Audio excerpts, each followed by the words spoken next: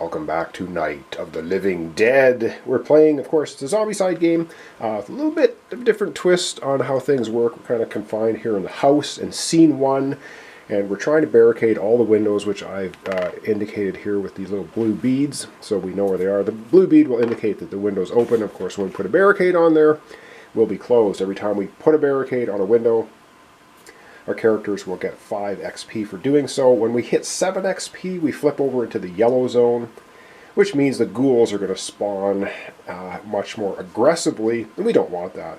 So today's episode is going to be gameplay. I'm going to do it like I do with the Zombicide Black Plague.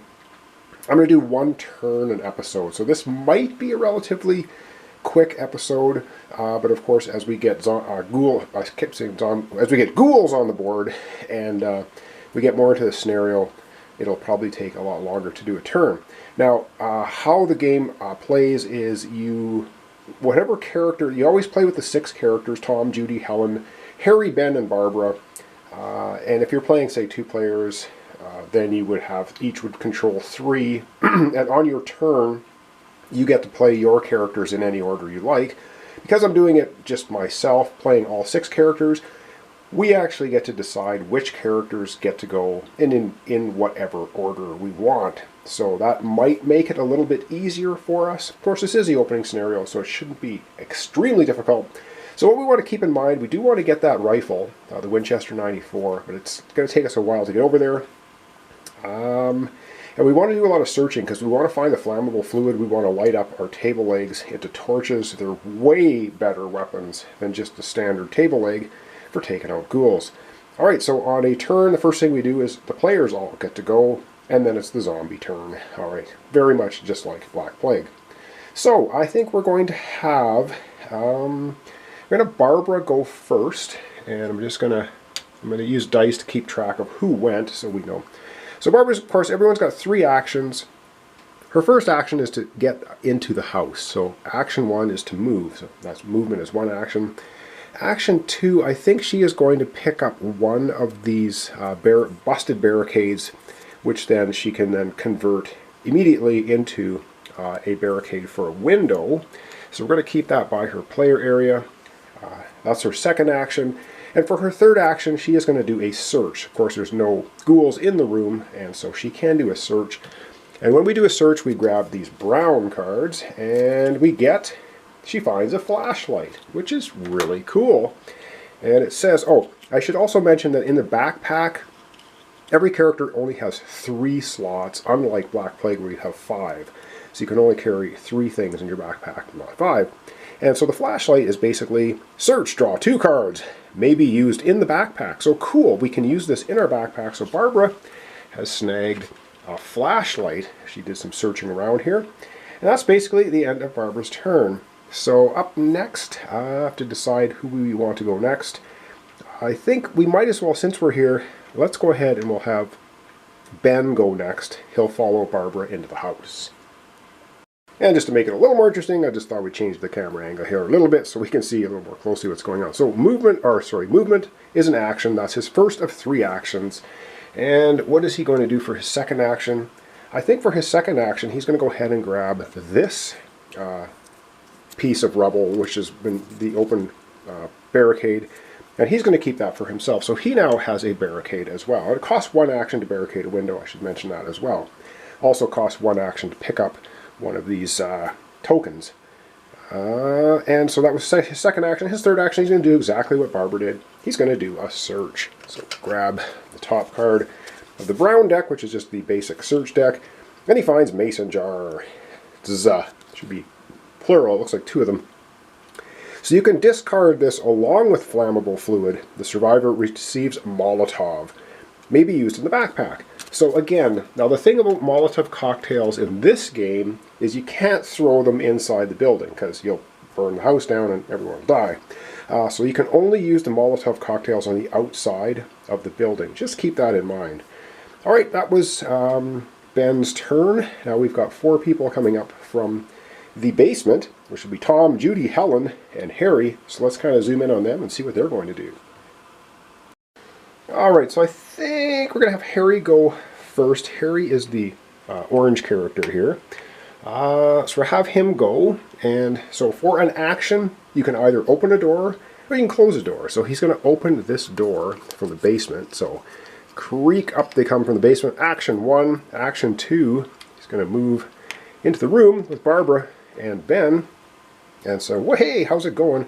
This place is a freak show. So, and for his third and final action, he will indeed do a search as well. And he finds, oh boy, a relative has shown up. So what normally happens with a relative, we have two relatives that show up. We have the male one and we have the little girl. So we'll have the relative just kind of show up. He come maybe shambling out from this other room here. He acts in all ways just like a regular walker. However, if anybody was in the zombie side of their player card, so we have the Romero side, which we all start with, we have the zombie side. Right now, with the presence of a relative showing up, we would flip over all of the zombie side cards back to the Romero side. So everyone, I guess, gets a little bit freaked out and loses some of their abilities that they may have had.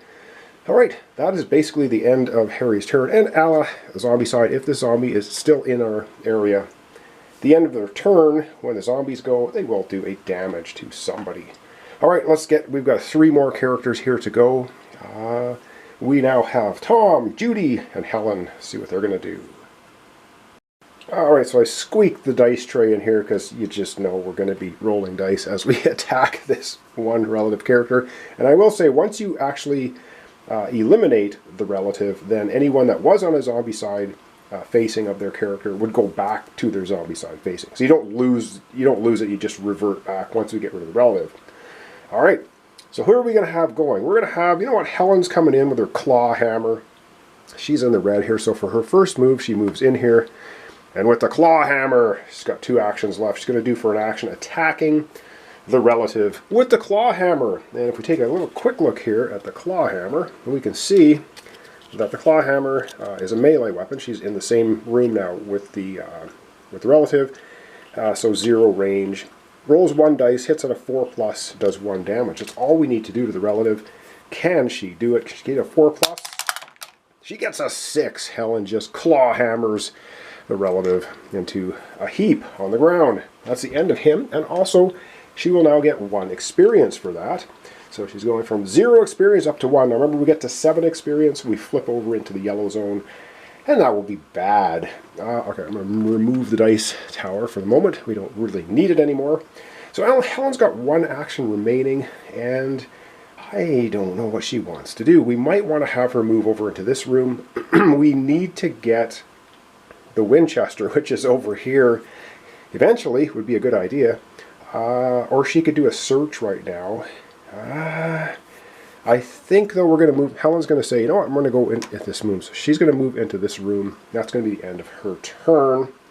All right, we have Judy left in the blue, and we have Tom left to go. So to do a bit of thinking, let's see what we're going to do with them. All right, so we have Judy. I think Judy's going to go. She's going to go and join Helen. So she's going to go 1, 2 with Helen. And her third action is going to be to pick up this busted barricade, bits and pieces, which then she can, of course, keep as a barricade that she can use later on. And that's basically her turn. So 1 to move here, 2 to move there, 3 to pick up the barricade.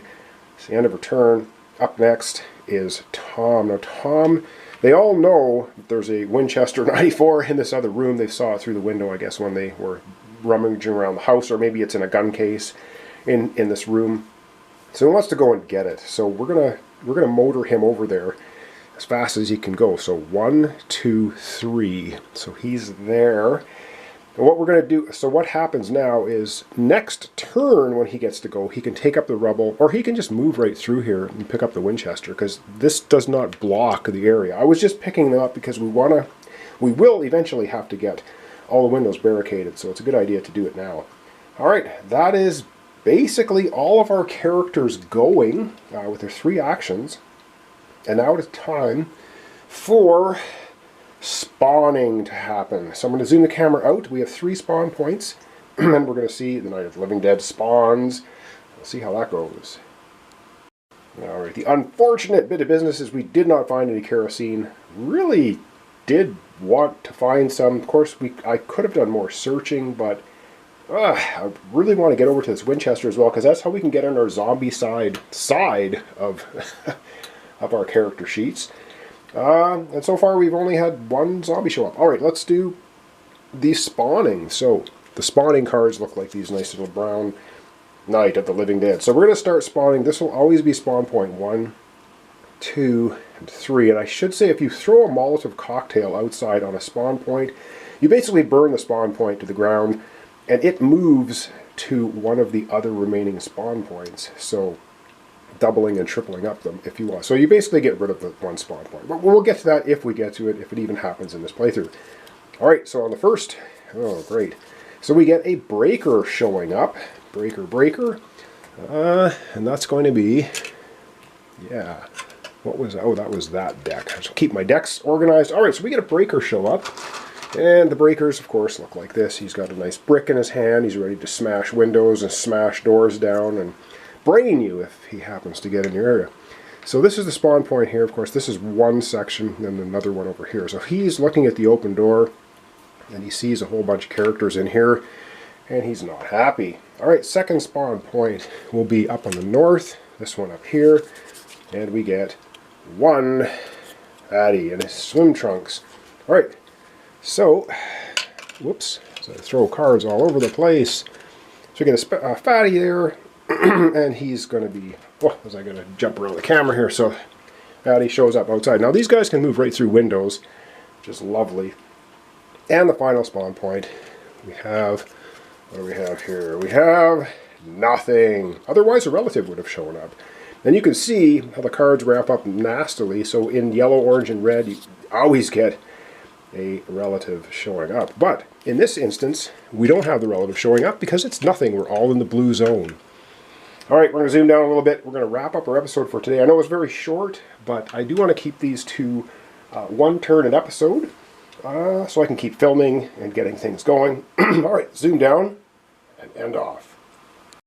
Alright, we got some decisions to do. Looks like we're going to be able to get Tom over there to get the Winchester pretty handily. There's no zombies in his way. Sorry, no ghouls, to watch my terminology here, in his way. We do have a fatty just outside this room. He's going to be moving in next time unless we do something about him. But we're probably going to spend next time doing a lot of searching, I think. And of course we have Barbara, Ben, and Harry, I do believe. Yep, all congregated here in the dining, living piano room with a breaker just outside the door, snarling, and he will be making his way in. So thanks so much for watching along. Thanks for your comments, subscriptions, and likes. This is Night of the Living Dead. It's a zombie-side game. I like it already. I think it's going to be really cool. I've watched some reviews and stuff, of course, on the YouTube land, and it's got really positive reviews. So it's really cool. It's got some neat mechanics to it. I do like the flipping of the card over to zombie side versus the Romero side and such. So we'll see what happens in the upcoming episode. So thanks so much, and we'll see you in the next episode. And at the end here, I did want to retro one thing quickly here. Tom started off in here, and he went 1, 2, 3. There's actually an opening here, so Tom could have gone 1, 2 into this room, 3 into the room with the Winchester, which makes much more sense. So that's what he would have done. So I just wanted to correct that, so when we start up our next episode tomorrow, we'll have Tom in position to pick up the Winchester, and we're good to go. So thanks so much, and we'll see you in the next episode.